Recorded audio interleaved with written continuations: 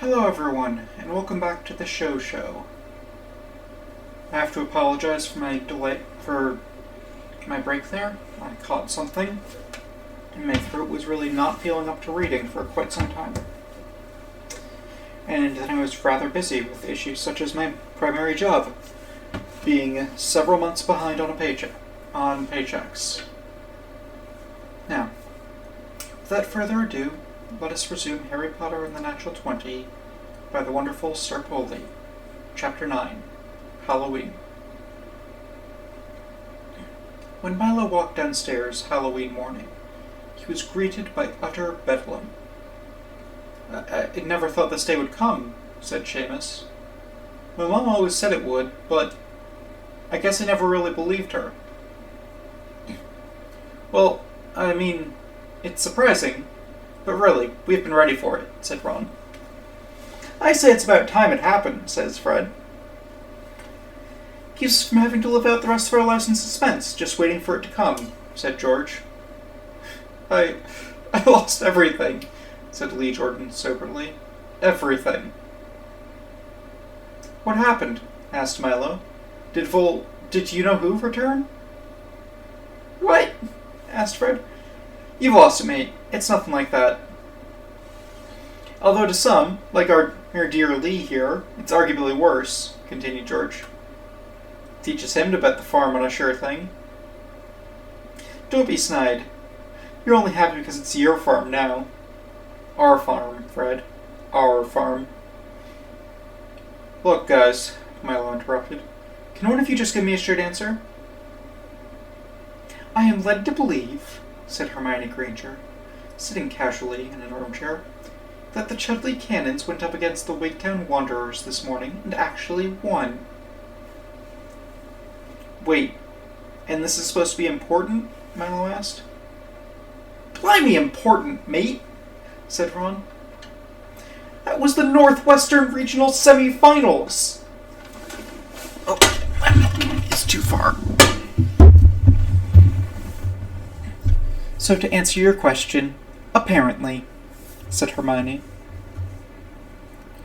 The Cannons haven't won a match in decades, Ron exclaimed. Their fan club, back when they had a fan club, that is, well, its motto was, let's all just keep our fingers crossed and hope for the best.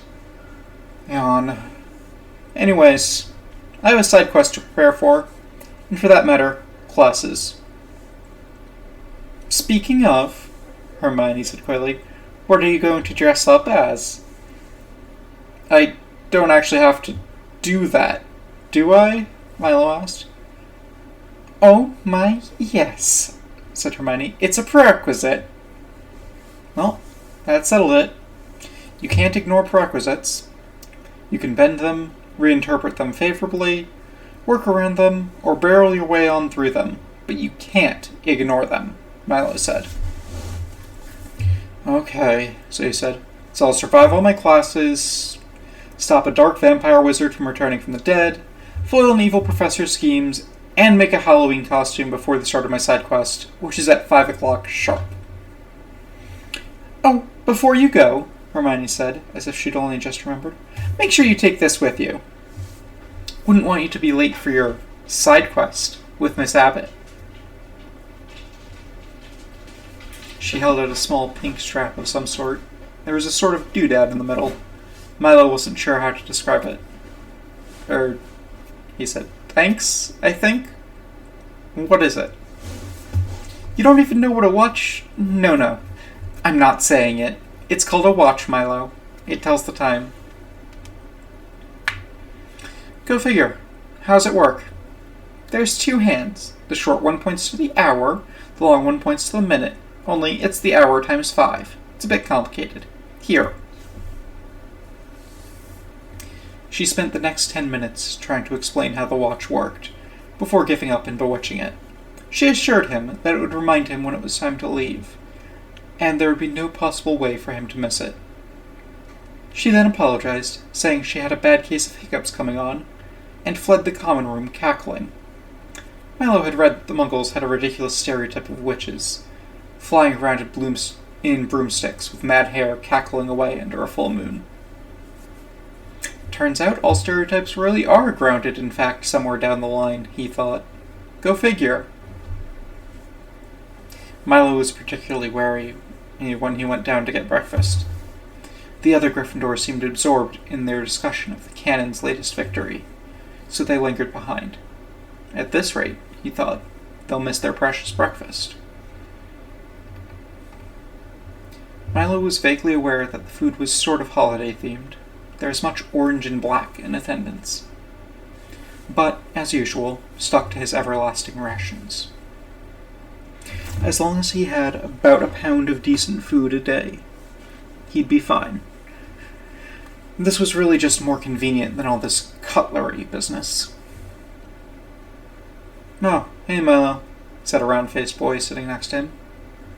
"Hey Nev," Milo said. "What's new and relevant?" "Well, I forgot where I left my Remember-All. I was wondering if you could do your trick." "It's in your right pocket," Milo said.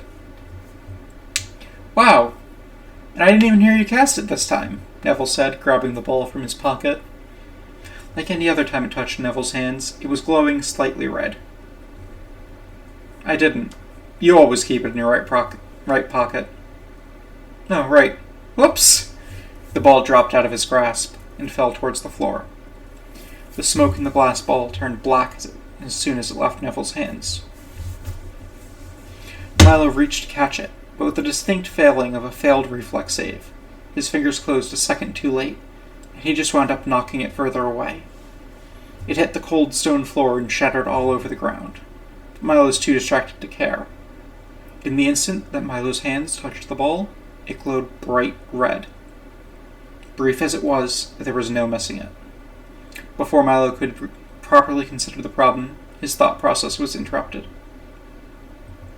"Had a little accident, have we?" Milo heard an all-too-familiar voice. "Mr. Malfoy, Mr. Coyle, Mr. Grab, pleased to see you," Milo said cheerfully. "You know, after all that trouble Potter went through to get that ball back for you," Malfoy said to Neville with a sneer, "you'd think you'd take better care of it."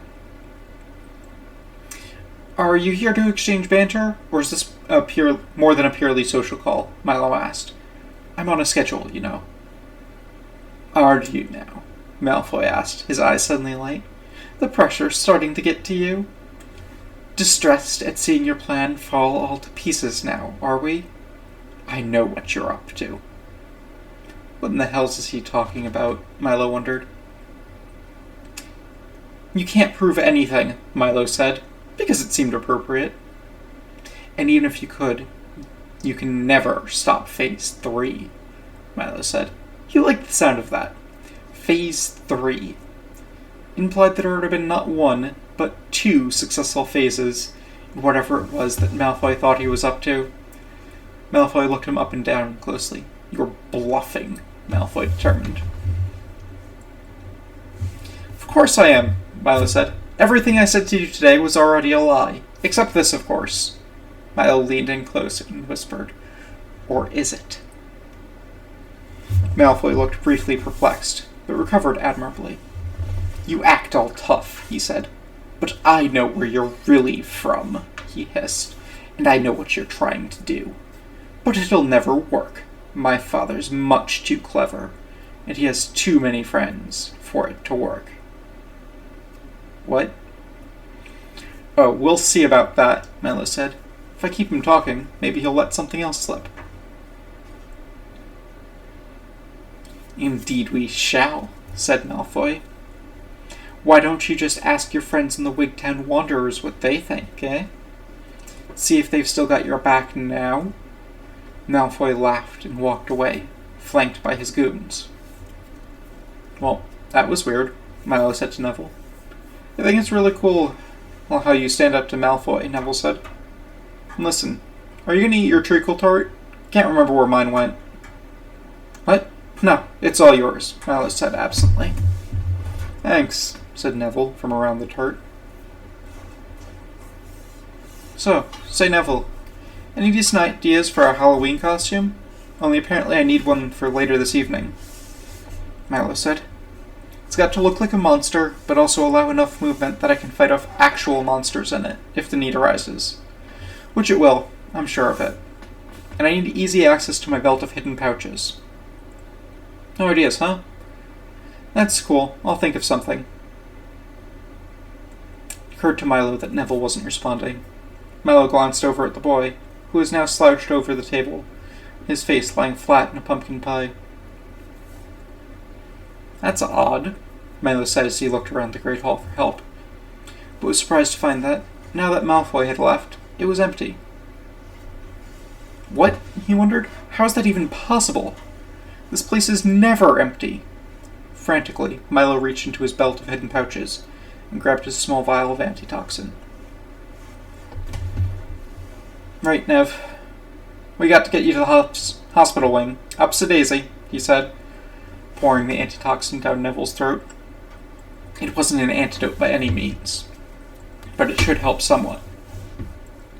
He attempted to lift the fairly heavy boy, but failed to have much success. Ah, curse this 8 strength. There's no helping it. Levitate. I'd hoped to get to the evening with all of my second-level spells intact. It never seems to work that way, does it? Neville floated gently off the floor, and Milo gave him a solid push in the general direction of the door. He followed along, pushing Neville occasionally to keep him moving. Once he made it to the corridor, he broke into a run.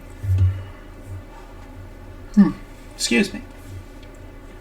Out of my way, he shouted, scattering a bunch of students Milo didn't recognize. Probably Hufflepuffs, then. Neville was floating in front of him, looking decidedly unhealthy. The boy was shaking and growing increasingly pale as Milo pushed him along in front of him. Why was the Great Hall empty? Milo wondered. How could that happen? Icky wicky firsties. Milo heard an aggravating voice taunt from above. Why is the icky firsty floating? Are we using magic in the halls? Naughty, naughty firsties. I don't have time for this, Peeves, Milo snarled, rounding a corner. I think Neville could die, so don't try anything. Firstie's always so dramatic, said the still invisible poltergeist. Never see the joke, never see the laughs. Milo decided to just ignore the taunting spectre. If he absolutely had to, he could use a silent image to chase him away with an image of the Baron again. But Milo really had to conserve his magic. Milo, running at maximum speed and decidedly distracted, the most commonly forgotten -5 penalty to spot checks known to man, never noticed the oil slick Peeves had placed in the corridor. Milo slipped backwards, hitting his head on the floor. Neville, however, continued to float at Milo's running speed down the wrong corridor. Peeves! Milo shouted. Come out and face me! Face you? Peeves asked. But of course! Cream pie. Nobody knew where Peeves got them from. The house elves stopped making cream pies 235 years ago to try and discourage him. It didn't work. Materialized out of thin air and hit Milo in the face. You're a coward. You know that? Milo asked. You've been scared of a silent image of the Bloody Baron. Alright, it wasn't the smoothest sounding sentence ever. Milo had to find some way to work silent image into conversation without making it obvious he was casting a spell. An image of the Baron drifted towards them from around the corner. Lies and tricks! Peeves shouted. Lies and tricks! Lies and lies and lies and tricks!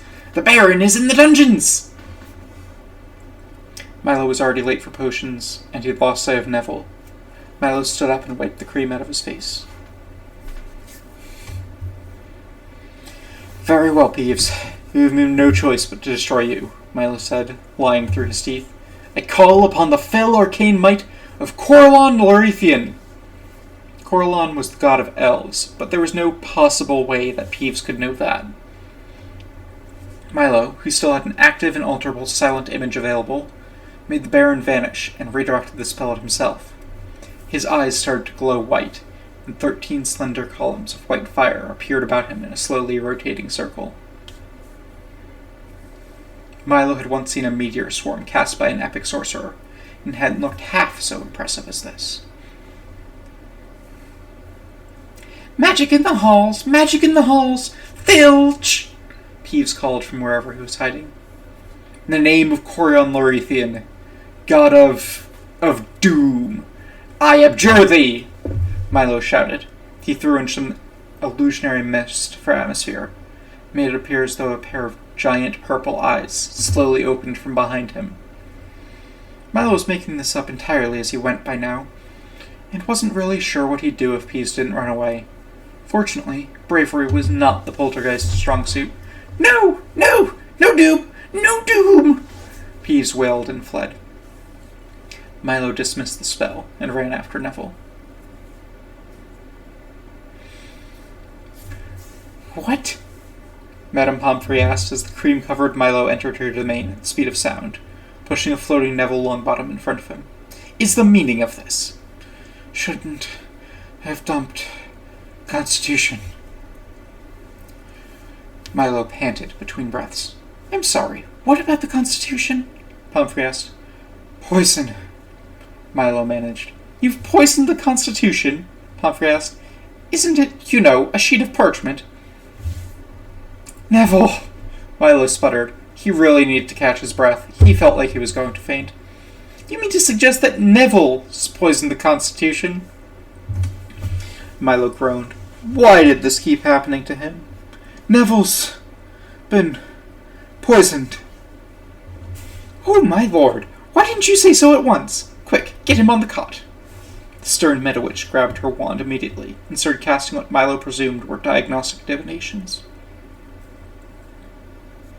We were just in the Great Hall, Milo said. He was having breakfast, then I turned around and found him face down in some pie, so I rushed him here as fast as I could. And the food made him float, did it?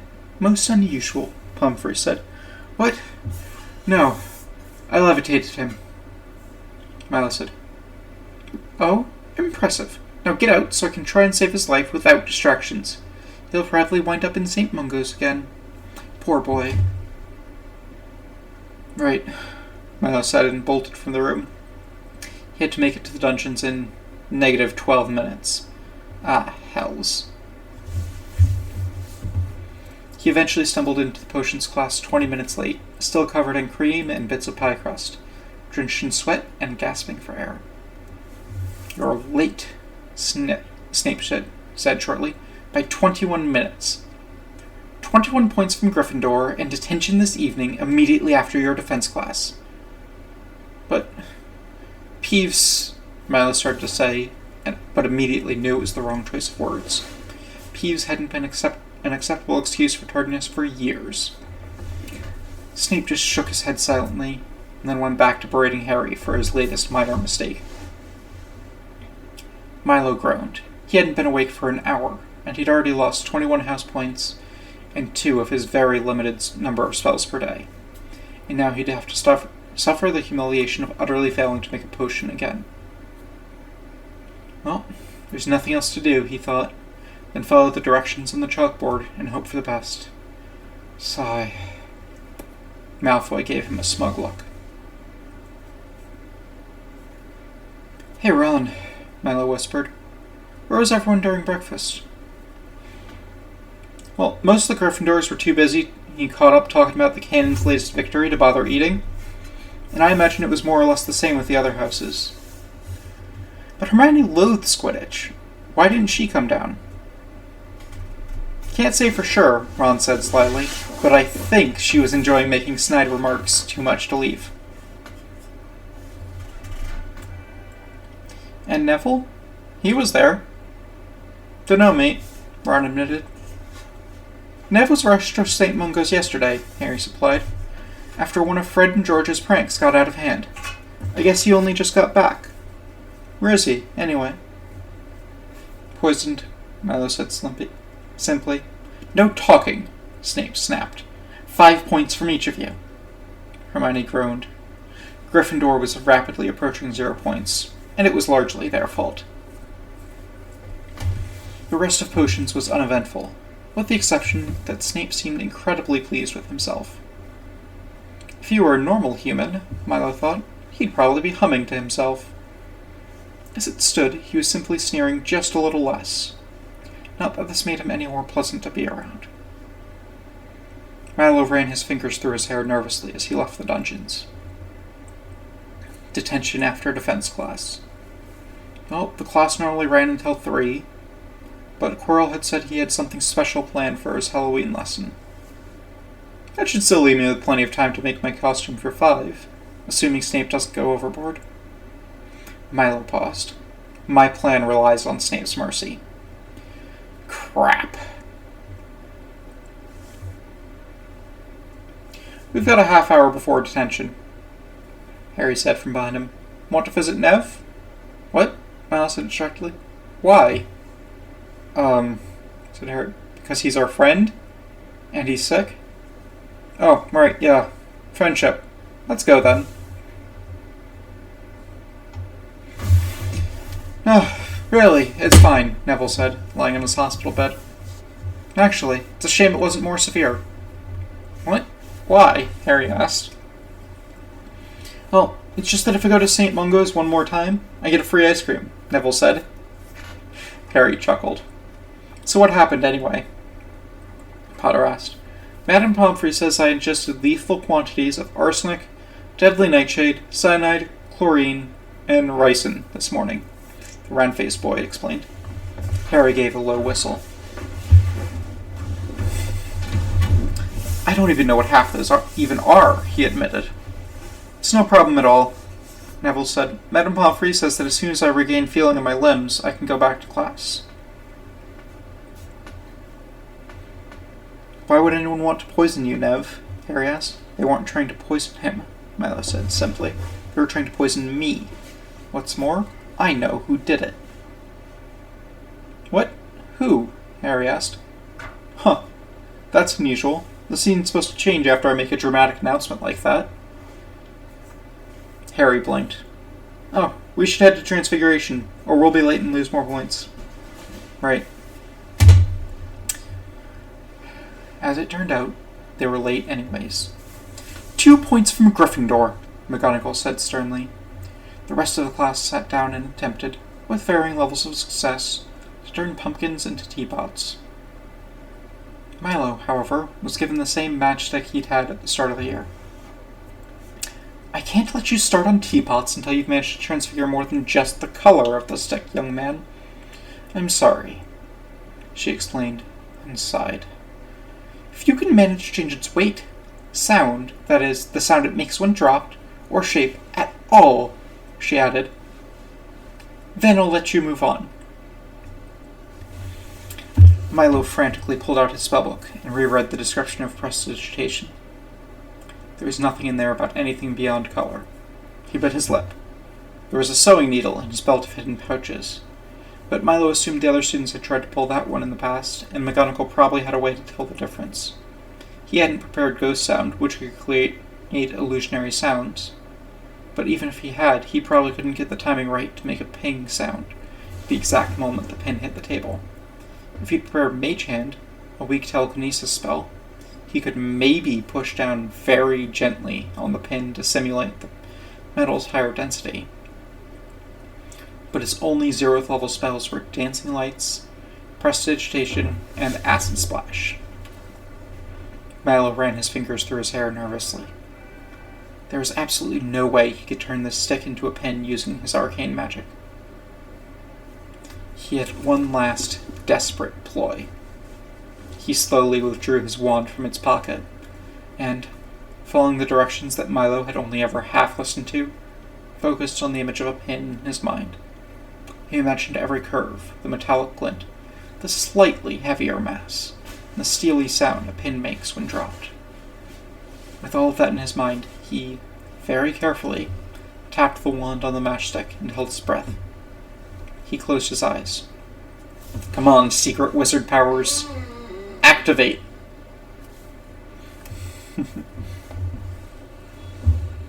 He didn't feel anything happen, and he very slowly opened one eye to peer at, hopefully, a shiny new pin. Nothing had happened. Nuts, Milo muttered. It was probably for the best. Those who might have been stuck It was probably for the best, though. So he might have been stuck multi-classing into 2 primary casting classes, or, in layman's terms, permanently magically handicapped. Milo could use the oil he kept in his belt of hidden pouches to create a fire and sneak out in the ensuing chaos. No. These wizards could create water. Milo sighed. He raised his hand. Yes? Asked Professor McGonagall. Professor? Milo said quietly, then stopped. He looked around at the other Gryffindors in the room. Harry was looking at him with an unreadable expression. Ron was trying to find his wand on the ground under his desk. And Hermione was studiously examining her newly transfigured tea kettle. He'd never been quite sure what they thought about him. Milo was certain none of them completely believed his story about him being from another world altogether, so they probably thought he was mad. Milo was okay with that. All the really brilliant wizards looked at least a little mad to outsiders. At times, they were impressed, seriously impressed, with what he could do with magic. He is the only student below 4th year who could efficiently deal with Peeves, and his feat of the acromantulin in September was very nearly legendary. His nightly scholar's touch and enhanced studying had made him the top student in history of magic, much to Hermione's chagrin. But other times when he didn't have the right spell prepared, times when he asked, "What's Quidditch?" Times when he'd run out of spells per day, times when arcane magic just couldn't do something, times like this, they just looked at him with pity. Yes, the professor asked. There is more at stake here than his own pride, although there was that, too. What would Mordenkainen, the legendary wizard, not the rat, say about this? What about Elminster, Trait Monk, and Altluke? Trait Monk. Sorry, legendary wizards. Turns out I found another universe, and their magic is superior to ours. Best put away your spellbooks, start naming your currency after a sailing ship. Nips. And drop by Ollivanders for wands if you want to keep up. But what could he do? Polymorph any object was 8th level. 8th! Most wizards never made it past 3rd level spells. By the time Milo could turn this match into a pin, if he ever even got that high level, he'd be able to alter reality to his liking. He'd be going toe-to-toe with worms. Even wizards can't do everything, he reminded himself. There's no shame in admitting defeat. It takes a cleric to heal. Well, actually, a wizard could just summon a monster that can heal people for him. It takes a rogue to pick a lock. Actually, that's not true. A wizard could just cast knock. Okay, a rogue to sneak around. No, wizards can cast invisibility. Ah, screw it. So maybe wizards can do everything. But not all at once. Not all in one day. Not with only one wizard. And not all at level 3. I can't do it, Milo admitted bitterly. I can't turn one thing into another like this. It just can't be done. McGonagall remained silent for a moment, her eyes boring holes into his head. I see, she said simply. Well then, drop by my office after your defense class and we'll decide what to do. I have, prior arrangements, Milo confessed. The other students avoided making eye contact with him. Then cancel them. Then cancel them, McGonagall said simply. Your education must come first. You'll, have to take that up with Professor Snape, Milo said. I've got detention. Again. McGonagall briefly covered her face with her hand. Very well. Come afterwards as soon as you can, she said, then left to go help Ron, who had only managed to transfigure his pumpkin into another pumpkin. Milo then realized his mistake. There was still half an hour left to Transfiguration class, and it was going to be awkward without anything to do. Next time, he thought, if there ever is a next time, never admit defeat without an exit strategy. Milo spent the entire time trying to figure out what to use as his Halloween costume, but hadn't made any progress by the time the professor dismissed them for lunch. So, Harry asked him expectantly as they walked towards the Great Hall. Who did it? Did what? Convince the capricious, adolescent, vengeful, petty being who runs the universe to make my life as difficult as possible? Me. It's my fault for trying to push spontaneous divination. You shouldn't talk like that, Hermione said. You might offend someone. I think he's already pretty offended, Milo said. That's sort of what I was getting at. What? Hermione asked. Wait, you think you offended God? Wait, you believe in God? What? Milo asked. Gods? Sure, there's loads of them. Not believing them is like not believing in magic. In fact, it's exactly like not believing in magic. Ask a cleric. Wait, no, I meant...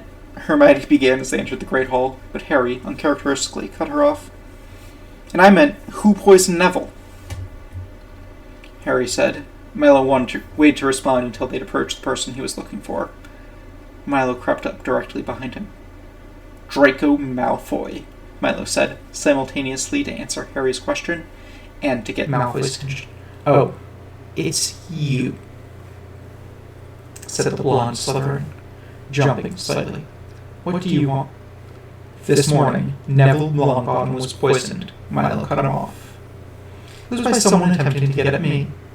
Someone, probably, with access to Snape's storerooms.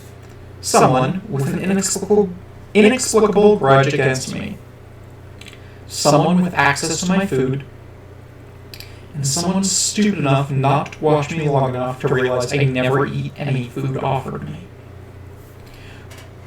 What are you blabbering on about? Malfoy began, but was cut off again. That would narrow it down to a limited list of suspects. But you even practically told me who did it. You arrogantly bragged something about the Quidditch game. Frankly, I wasn't really listening, but you seemed to think a victory for the Wrongton Wonder Bars or whatever was a problem for me. So I thought, what made you think I care about Quidditch? And I realized, nothing. You knew I don't care about Quidditch. No, you wanted the Great Hall empty this morning. So the ridiculously circuitous plot your twisted brain invented was somehow rig the Quidditch Midwestern Final Zero Regionals so that all the students in Hogwarts would be busy being flabbergasted about their beloved cuddly cannons losing that they'd skip breakfast.